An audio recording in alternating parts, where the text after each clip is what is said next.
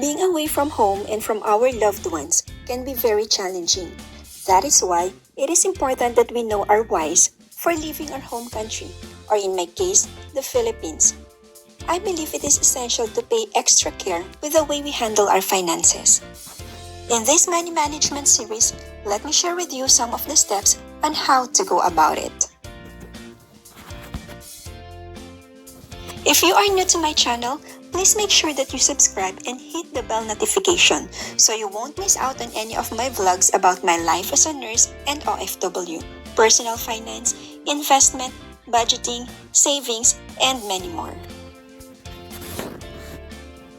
In my previous video, I talked about how nurses' payslip is computed. If you haven't watched it, simply go to the link above or check out the description down below. I feel it is timely enough to talk about money management this time.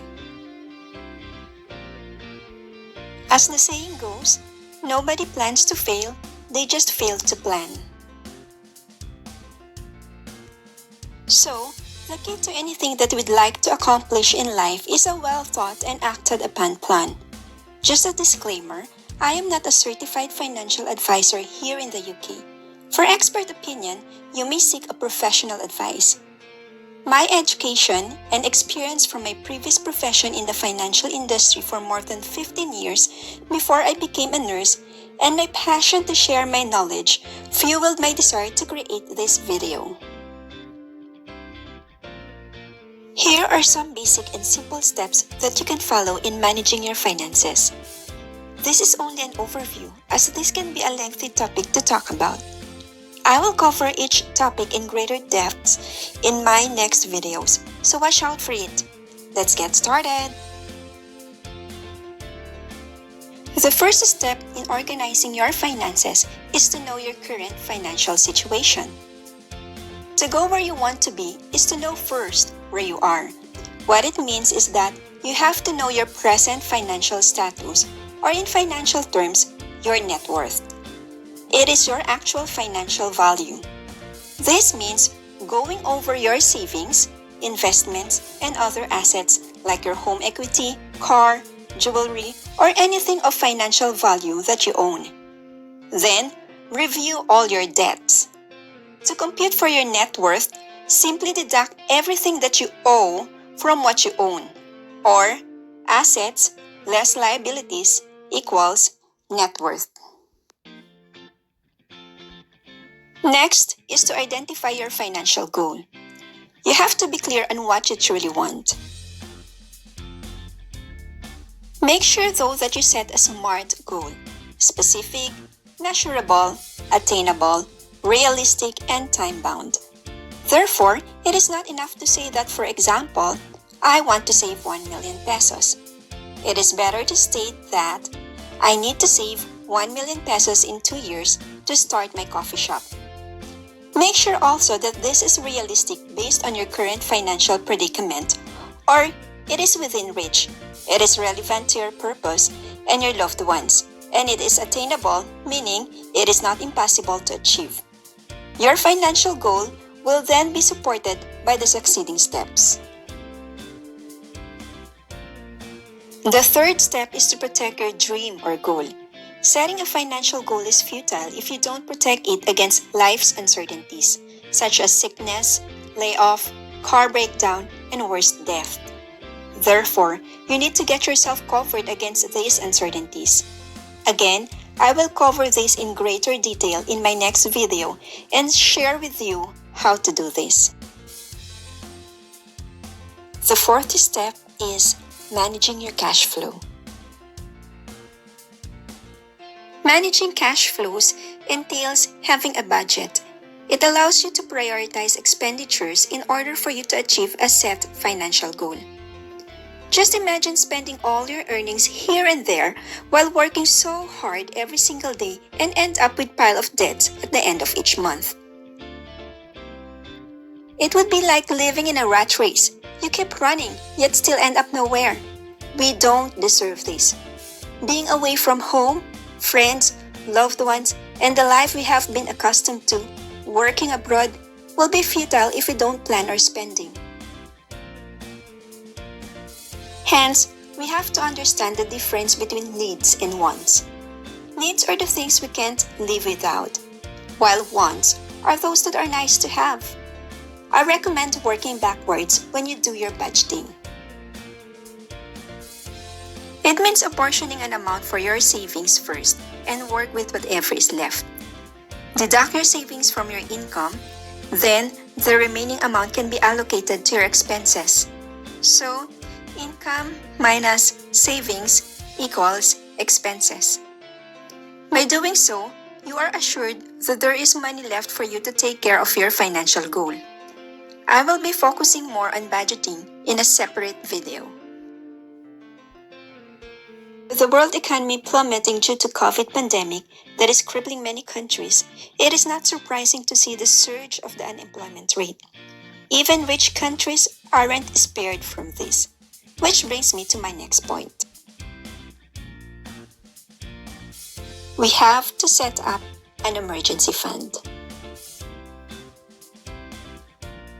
As a good rule of thumb, we should set aside 3 to 6 months of our can't live without expenses like utilities, housing, healthcare, insurance, food, debts, and the likes. Starting with any amount will do and then gradually increase it over time until you reach your target. You may need to expand your emergency fund if you feel that you have an unsteady stream of income or your job is in an industry where layoffs are common. Remember to live below your means but within your needs. Consider clearing your consumer debts. These are obligations used to fund consumption rather than investment. It may be impractical to start investing when the outstanding balance of your credit card is piling up and costing you as much as 50% AER or annual equivalent rate, which can be way bigger than what your investment is doing.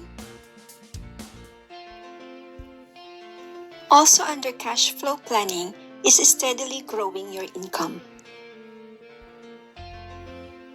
There are 2 types of income, active and passive. Active income is derived from the active practice of a profession or a business. Just like me, I am a nurse. The income I am generating from work as a nurse is an active income, while passive is derived from income generating from assets or investments. One of the ways to boost your income is through investing.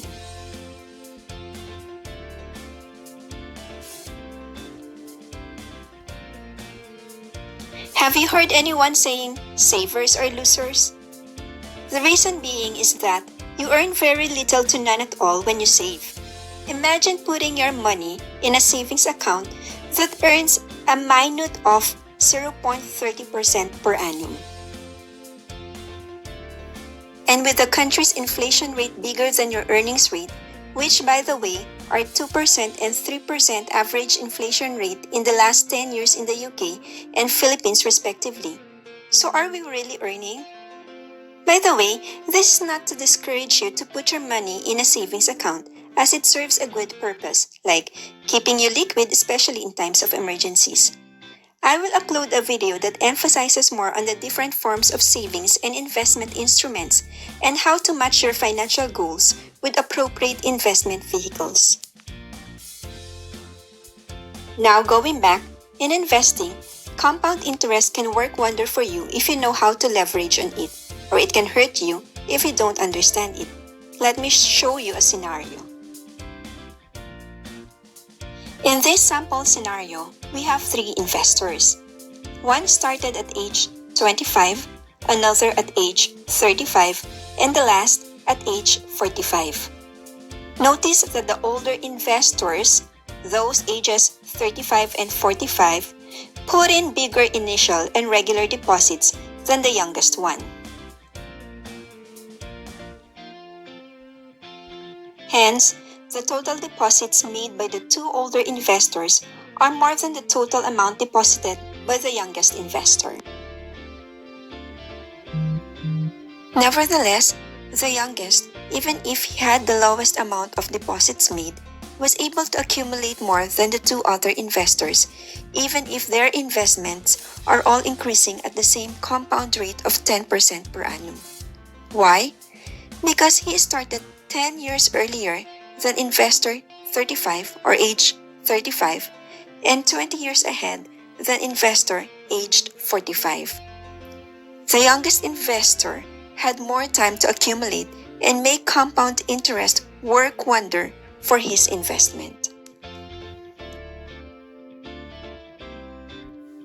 Compound interest can work for or against you. If you don't settle your debts in full and in a timely manner, compound interest will take its toll on you. There's really a lot to cover in investment planning. It is not something that when somebody tells you to invest in a product where he or she also invests, you would immediately dive in. There are certain factors that you must consider, like your risk tolerance, time horizon, liquidity, accessibility, and if it matches your financial goal, and many more. So watch out for my video about investment planning. The last and final step in organizing your finances is to periodically review your plan. By doing so, you will be able to determine if the plan is working and how close you are to achieving your goal. You may also need rebalancing your investment portfolio or tweaking or eliminating some part of your financial plan. There are certain events in our life that require us to revisit our financial plan, like when we are promoted or our income has increased dramatically, we get married or divorced, a new child is born, and many more. So it is always important to keep track of it and to keep it updated. Regardless of which stage in life you are in right now, your aim should be to have financial security so you can avoid a lifetime of financial difficulties. It should not just be any financial plan. It should be a personal financial plan that suits your specific needs. There is no such thing as one plan fits all. The plan has to be unique to your needs. Don't copy the financial plan of your friend, your sister, your neighbor, or your kumare or your kumpare. Now, be mindful that there is a key requirement for a personal financial plan to be effective, and that is your ability to manage your money properly and responsibly. The best financial plan won't work if you don't manage your money well. That's about it. Thank you for watching. Again, please subscribe and hit the bell notification to keep you updated. If you find this helpful, hit the like button and share this video to those who may find this helpful. This is Invictus Pinay signing off saying, empty pockets never held anyone back. Only empty heads and empty hearts can do that. Have a good day everyone, and until next time, see ya!